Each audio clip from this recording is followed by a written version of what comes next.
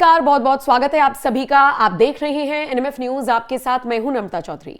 16 जनवरी का दिन महाराष्ट्र की जनता के लिए बेहद अहम रहा और खासकर महायुति के लिए। आप जानते ही हैं मैं किसका जिक्र कर रही हूं। बीएमसी समेत 29 महानगर पालिकाओं के चुनाव के जो नतीजे सामने आए उसमें ज्यादातर बीजेपी ने प्रचंड बहुमत हासिल किया, जीत का परचम लहराया और इसी के साथ मैसेज दिया है कि भाई अगर हिंदुत्व वाली राजनीति को छोड़ा जाएगा तो जो हाल उद्धव ठाकरे का और राज ठाकरे का हुआ है वही होगा। मतलब लोकल लेवल पर भी जनता ने बता दिया कि हम बीजेपी के साथ हैं और इसका अंदाजा आप रिजल्ट से ही लगा सकते हैं। लेकिन यहां पर आपको कुछ चीजों पर ध्यान देना होगा। अगर अब तक आपका ध्यान नहीं गया है तो आज इस वीडियो में हम आपका ध्यान उसी तरफ लेकर जाएंगे। महाराष्ट्र में लगभग 10 से 12% ऐसे लोग हैं जो दक्षिण भारतीय हैं, जो मतलब साउथ से आकर यहां पर रहते हैं। उन्होंने इस बार जानते हैं क्या साबित किया है? ये नतीजे बताते हैं कि उत्तर भारतीयों के साथ साथ दक्षिण भारतीय भी बीजेपी को पसंद कर रही हैं, बीजेपी वाले गठबंधन को पसंद कर रही हैं। राज ठाकरे का अन्नामलाई पर दिया गया बयान उन पर कैसे उल्टा पड़ा है, ये इन नतीजों ने साफ कर दिया। बीएमसी चुनाव क्या सिर्फ एक ट्रेलर भर था और पिक्चर दिखाई देगी उन साउथ के राज्यों में जिनमें अब चुनाव होंगे? आज इसी पर चर्चा करेंगे। लेकिन पंकज जी, मुझे लगता है कि आप शुरुआत यकीनन उन विजुअल्स के साथ करना चाह रहे हैं जो राज ठाकरे के घर के बाहर जश्न मनाते हुए कार्यकर्ता नजर आए। उन तस्वीरों के पीछे की सच्चाई भी बताइएगा। कल देर रात राज ठाकरे, यही वाली तस्वीर है, देखिए जश्न की तस्वीर, और राज ठाकरे के घर के बाहर बहुत अच्छा जश्न मनाया गया। मैंने पता की कि भाई हुआ क्या, क्योंकि उबाठा तो हार गई, राज ठाकरे क्यों जश्न मना रहे हैं। तो महाराष्ट्र के एक पत्रकार ने बड़ी इंटरेस्टिंग बात कही। उन्होंने कहा कि बीएमसी इलेक्शंस के 1 महीने पहले 11 बार मुलाकात हुई थी राज ठाकरे और देवेंद्र फडणवीस के बीच में, और उसके बाद उद्धव ठाकरे की शिवसेना के साथ राज ठाकरे का गठबंधन हुआ और फिर इन्होंने बयानबाजी के चौके छक्के लगाने शुरू किए। नॉर्थ इंडियन की टांग तोड़ दूंगा, गुजराती चलेगा नहीं, साउथ इंडियन रसमलाई है, हाँ लात मार दूंगा, ये सर। मतलब कि जितना गैर मराठी लोग हैं वहां, उन सबको पहले तो हटा दिया बंदे ने अकेला। अब आ जाए मराठी वाले पे। मराठी वाले में जैसे ही देवेंद्र फडणवीस ने कहा कि हम लोग मराठी नहीं है क्या, स्टेज पे देखते बैठ के आशीष शेलार मराठी हैं, देवेंद्र फडणवीस मराठी है, राजीव साठे मराठी हैं, उसके बाद से मराठी मुद्दे पे ये बोला ही नहीं, चुप। और उसके बाद चुनाव परिणाम आया। अब चुनाव परिणाम के बाद जश्न आया तो बहुत सारे लोग कह रहे हैं कि जश्न तो सीक्रेट एजेंट्स भी मनाते हैं ना, जरूरी थोड़ी है कि सामने वाला फौज ही जीत का जश्न मनाए। अब हमारे दर्शक प्रबुद्ध है, वो समझ गए। घुसपैठ हो गई थी उद्धव ठाकरे की सेना में फडणवीस के लोगों की। दूसरी बात जो कि ऑन फेस वैल्यू है, राज ठाकरे पिछले बार जीते 7 सीट और इस बार जीते 9 सीट, तो उस लिहाज से तो इनकी जीत हुई। शोक तो मनाया उद्धव ठाकरे जिनकी कम गई ना, 84 से कम के आ गई, इनको तो 9 मिल गया, 7 से 9, तो इनकी सीटें बढ़ गई। तो अब होता है भाई भाई में, अक्सर ये होता है। नहीं, आप मतलब क्या समझाने की कोशिश कर रहे हैं कि जैसे मुलाकातों का दौर राज ठाकरे का उद्धव ठाकरे से भी चला था, देवेंद्र फडणवीस से भी चला था, कुछ तो तस्वीरें भी सामने आई थी, लेकिन आप कह रहे हैं 11 बार मुलाकात हुई और सेंधमारी हो गई। अब मुलाकात देवेंद्र फडणवीस से हुई, गठबंधन हो गया उद्धव ठाकरे से, और गठबंधन कराने वाला संजय राउत था। तीसरी 7वां अध्याय समाप्त वहीं पे हो गया था। और इनका जो कंडक्ट था पूरे चुनाव में, ऐसा लग रहा था कि ये जानबूझकर उद्धव ठाकरे के वोट काटने के लिए बयान दे रहे हैं। अगर चुनाव में कौन ऐसा नेता है जो कहता है कि टांगे तोड़ दूंगा तो फेंक दूंगा? अरे महाकुंभ को लेकर बयान देना, राम को लेकर बयान देना, साउथ इंडियन को लेकर बयान देना, मारवाड़ी समाज को के खिलाफ बयान देना, गुजराती समाज के खिलाफ बयान देना, साउथ इंडियन समाज के खिलाफ बयान देना, ऐसा लग रहा था कि कोई सुपारी लेके आया है उद्धव ठाकरे की। और कहीं ये जश्न उसी वजह से तो नहीं है, आई डोंट नो।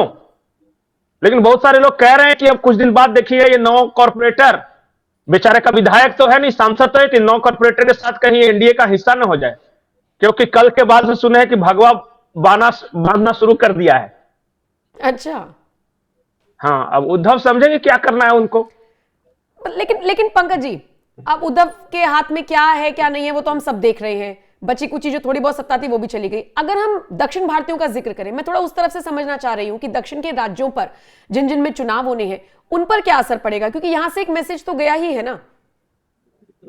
मुंबई में साउथ इंडिया के लगभग हर राज्य के लोग रह रहे हैं, और कल मैं डेमोग्राफी देख रहा था तो तमिलनाडु के 1.25 लाख लोग, मतलब 1.25 लाख परिवार मुंबई में हैं,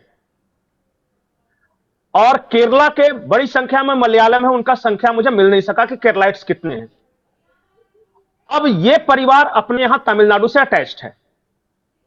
अगर 1.25 लाख परिवार तमिलनाडु के हैं तो एक परिवार में औसतन 3 या 4 लोग तो रखिए, 3-4 लाख लोग तो रह रहे हैं। ये 3-4 लाख लोग तमिलनाडु में जाके अपने एक्सटेंडेड फैमिली को बताएंगे, क्योंकि वो त्योहारों में जाते हैं, सब ओकेजन्स पे, शादी ब्याह सब में जाते हैं।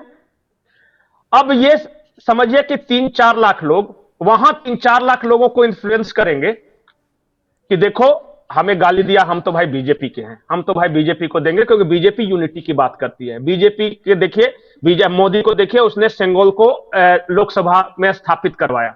मोदी को देखिए, वो तमिल बनारस संगम करा रहे हैं वहां पे, हर जगह। तो ये बातें जाके जब बोलेंगे, तो अगर एक व्यक्ति ने 3 वोटर भी इन्फ्लुएंस किए, मान लिया अपने परिवार का 3 भी, तो समझिए कि 1.25 लाख परिवार है, 1.25 लाख परिवार ने बाकी 3 लाख और परिवार को इन्फ्लुएंस किया, तो ऐसे में बढ़ जाते हैं 5-5.5 लाख वोट मिनिमम।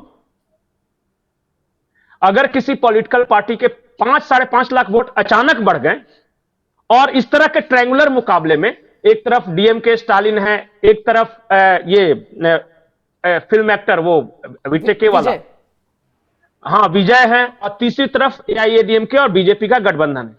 ऐसे में अगर बीजेपी की तरफ से 5-5.5 लाख मतदान बढ़ जाए, तो ये समझिए कितना बड़ा इन्फ्लुएंस है। और मैं बिल्कुल मिनिमाइज करके चल रहा हूं। मैं, हो सकता है कोई आदमी के कहने पे 10 आदमी वोट दे, किसी आदमी के कहने पे 1 आदमी भी वोट दे, ये नहीं भी दे सकते। ऑन एन एवरेज अगर 3 भी आप मानकर चल रहे हैं तो एकदम से ये मार्जिन बढ़ेगा।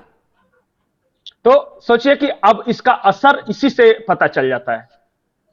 आपको क्या लगता है कि अगर कांग्रेस के गठबंधन के कोई साथी या ये शिवसेना उद्धव ठाकरे वाले अगर बोलते हैं कि हिंदी भगाओ या हिंदुओं को भगाओ, मतलब नॉर्थ इंडियंस को, तो आपको नहीं लगता है कि उत्तर प्रदेश या बिहार इस समय असर पड़ता है ना? उसी तरह का असर साउथ इंडिया में भी पड़ता है। किसी को गाली सुनना पसंद नहीं, किसी को तो इसका असर बंगाल पर भी पड़ेगा। बिल्कुल, और बंगाल पे असर 2 तरह से पड़ेगा। एक तो आइडियोलॉजिकल असर, जैसे ही ओवैसी की पार्टी या उबाठा की तरफ से ये मुस्लिम मेयर, बुरके वाली पर्दा नशीन मेयर, ये कहने की बात आती है ना, वैसे ही बंगाल में एक साइकोलॉजिकल इन्फ्लुएंस है। वो बांग्लादेश में हिंसा वाला, और फिर अपने देश में देख रहे हैं कि कौन किसकी तरफ है। तो ये हिंदू कंसोलिडेशन में मदद करेगा। दूसरी बात,